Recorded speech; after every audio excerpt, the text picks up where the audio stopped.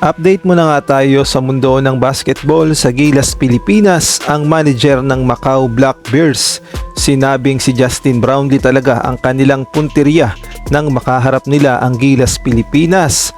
At ang 7 import na kanilang ginamit, bakit nga ba hindi umubra kontra Gilas? Ngunit bago tayo magpatuloy, pakipindot ang like, subscribe at ang notification bell para updated ka sa susunod kong i-upload. Pakipollow na rin ang aking Facebook page na Pinoy Viral Sports Official. Maraming salamat. Aminado nga ang manager ng Macau Black Bears na si Justin Brownlee talaga ang kanilang punteriya nang makaharap nila ang Gilas, Pilipinas. Ang sabi niya nga, Brownlee was the focus of our game plan but clearly didn't work.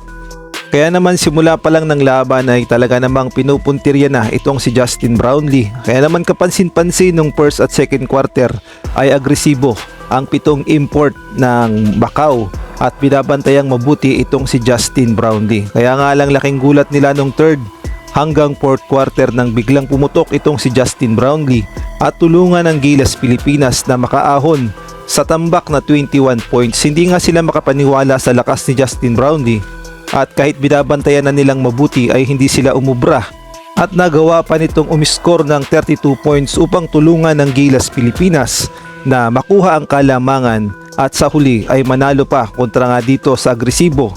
Desperadong manalo na Macau Black Bears. Sa sobrang desperado nga nilang manalo ay talaga namang kumuha pa sila ng 7 import at pinagsabay-sabay nila kontra Gilas, Pilipinas. Ngunit ang malaking tanong, bakit nga ba hindi umubra ang mga import na ito kontra sa Gilas, Pilipinas? Dahil kung tutuusin ay parang Team USA na ang nakalaban ng Gilas, Pilipinas at masasabi nating malalakas talaga ang mga import na ito. At ayon nga sa report, ang mga import na Black American ay sila Joseph Obasa 6'10", Seni Ndiaye 6'9", malamang African ito, at si Omari Pick Green 6'6", William Douglas 6'5", Amori Alchibard 6'3", Phoenix Sackleford 6'2", at itong si Bryson Dennis 6'1".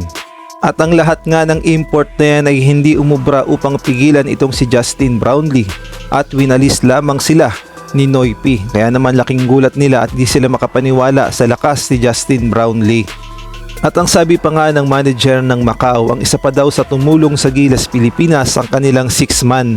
Ang tinutukoy niya nga na 6-man ang mga Gilas, Pilipinas fans na talaga namang sumuporta at sumisigaw ng laban Pilipinas. Kaya naman ginanahan ng ating national team upang talunin ang Macau Black Bears.